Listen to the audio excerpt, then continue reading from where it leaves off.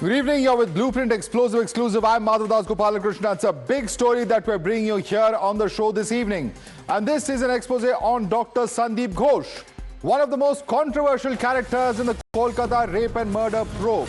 While both the Supreme Court and the High Court have questioned his conduct after the 31-year-old doctor was raped and murdered, the CBI is now questioning him for the 6th consecutive day. Today, the CBI has also got permission from the courts to probe the cases of irregularities against him, and now Times Now has accessed an old letter of Chief Minister Mamata Banerjee wishing Dr. Sandip Ghosh on his birthday. The question that many are asking is this: why is a man like Sandip Ghosh, who faces allegations of corruption, who was accused by whistleblower Akhtar Ali of being the mastermind of wrongdoings in the RG Medical College, being given this level of political patronage? Chief Minister Mamata Banerjee extending her birthday wishes to him. What does that indicate? As per the TMC, there's nothing wrong. That there are MPs who are pointing out on social media that Prime Minister Modi sends birthday cards even to the IT cell karyakartas who registered on the various apps. Let's first take a quick look at this particular letter. It says, "Dear Professor Ghosh, please accept my heartiest greetings and best wishes on your birthday." It's signed by Mamata Banerjee. It's been sent to Sandip Ghosh. May you fulfill all your dreams and may your life be blessed with more happiness, success and good health. Let's quickly take this across to our reporters who are joining us live at the moment. We have Tapas, who's bringing us those details. Meghna is there in our newsroom. Bhavto Singh also joining us, our news editor. But let me come to you first, Tapas. Is this something that is normal? Is this something that is usual? Does Mamata Banerjee send such letters to all government servants? Or is there something out of the ordinary over here?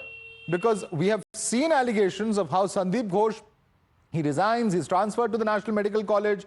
Then there is, of course, a High Court hearing which says that he should be sent on leave. There's news then that comes in that he has been sent in as an OSD. What really is going on? Take us through the contents of this letter and how normal this is, Tapas.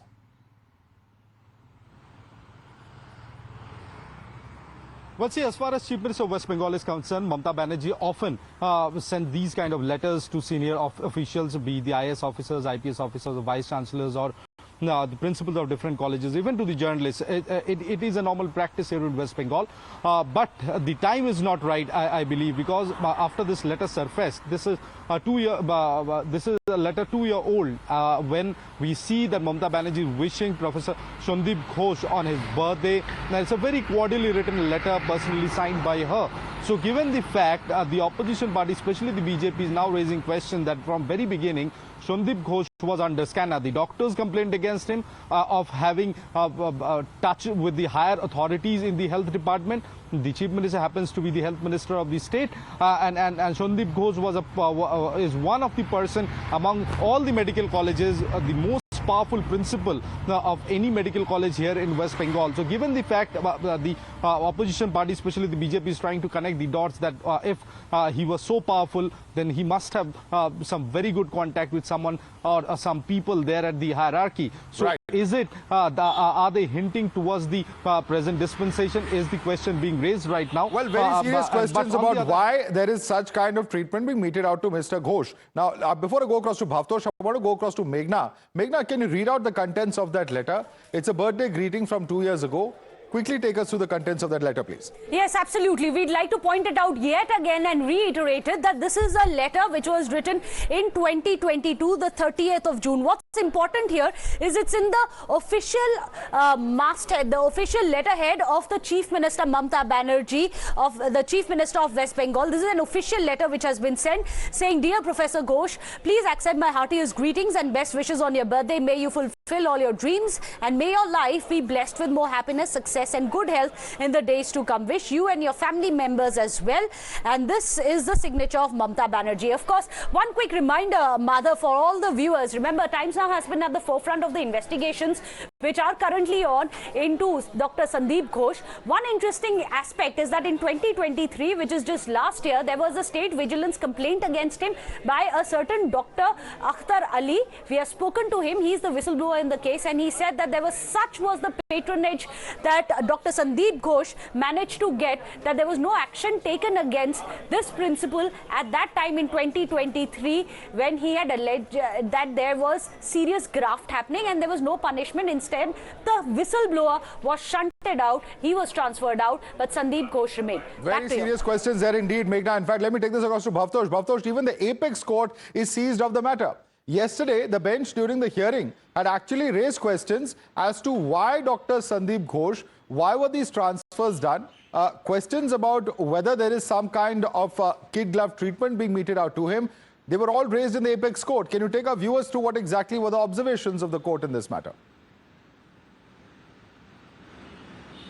Well, Madhav, one of the points that were raised by the bench headed by the Chief Justice was why the principal himself did not came forward and filed the FIR when he was seized of the matter that a body was found. In fact, the Chief Justice D.Y. Chandrachud said that he is the principal of the college and he should have in fact come forward and filed the FIR, to which senior advocate Kapil Sibal, who was representing the state, he said that the father had vehemently opposed this and he wanted that if any FIR has to be filed, then he should be the right person. But more importantly, even as we speak, Dr. Ghosh is presently being questioned by the CBI. That is the 8th consecutive day since he is being examined by the Central Bureau of Investigation. The court has given a permission to even conduct a polygraph test on him.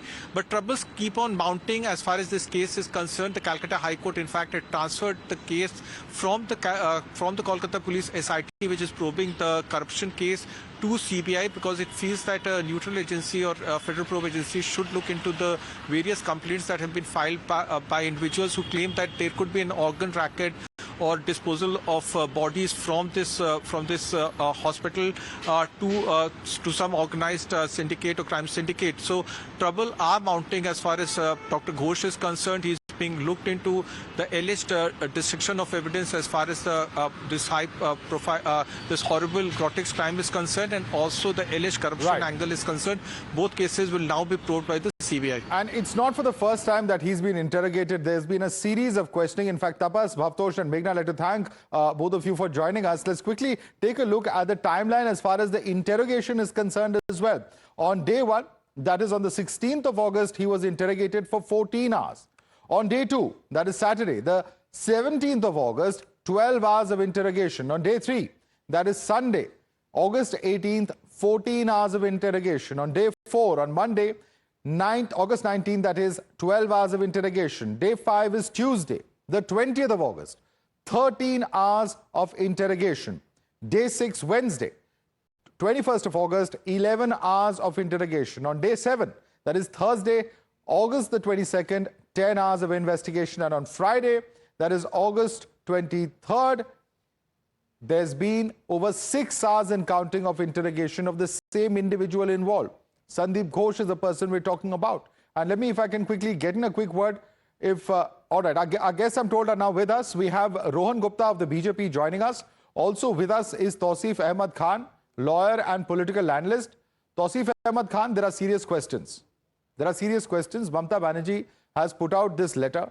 Now, we've seen one of your party spokespersons and members of parliament say that this is, pretend that this is something that happens very routinely. But the questions here are this.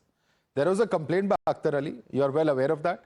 Despite that complaint, it's Akhtar Ali who shifted out. Mr. Ghosh remains in position. In this particular case, the series of transfers, postings, etc. that have taken place, again, there is a pattern of kid glove treatment of Dr. Sandip Ghosh. And the questions that emerged from this letter is whether there's more to it that meets the eye. Is there patronage happening for Sandip Ghosh? Tausif Ahmed Khan. Madhav, you are talking about some lobby in a hospital. There are lobbies everywhere in the world. Even in your studio, there will be several lobbies.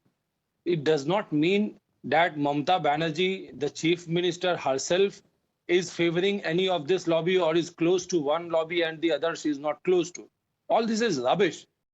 The letter that you are showing is a standard format letter, which is sent to people who are in a meaningful post in various departments. It is not limited only to Mr. Sandip Ghosh. Even the signature, I can say that maybe it is not the handwritten signature of Mamata Banerjee, but a scanned version, which is in a standard format, taken a print from the computer, a color print, which is how it is sent on the 365 days. I'm sure government of West Bengal employs so many people that Are at you least doubting the every veracity day of this letter, these sir? kind of Are you doubting the veracity of it? No. Who says veracity? I'm asking These you. are You are the saying the standard signature is letter. not hers. Are you saying this is not an authentic letter? It's a simple question. Oh, Madhav, come on. You are too intelligent to understand what I mean. So please do not act as if you are not So understanding. does this mean... These are a computer print. Let's just set the record straight. One second. Tausif, one second. Calm down. Just listen to my question. You are saying this is not a letter which he has physically signed, that this is some kind of digital signature, etc. Does that take away from the authenticity of the letter? That's a simple question. No, of course not. These are the standard format digitally printed letters which are sent every day to hundreds or at least 50 of people, or at least what is the exact data you can find out. You can file an RTI and find out. But I can assure you this much, that if this is not a good piece of evidence to show that there is some kind of nexus between the this chief is not a good minister piece of evidence to show there's a nexus, the Rohan Gupta. This is a routine procedure. There may be dozens, there may be 50, there may be 100 people who sent out to every day.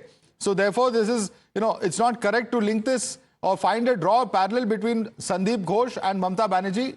That would not be correct, says Tausif. Please respond to him.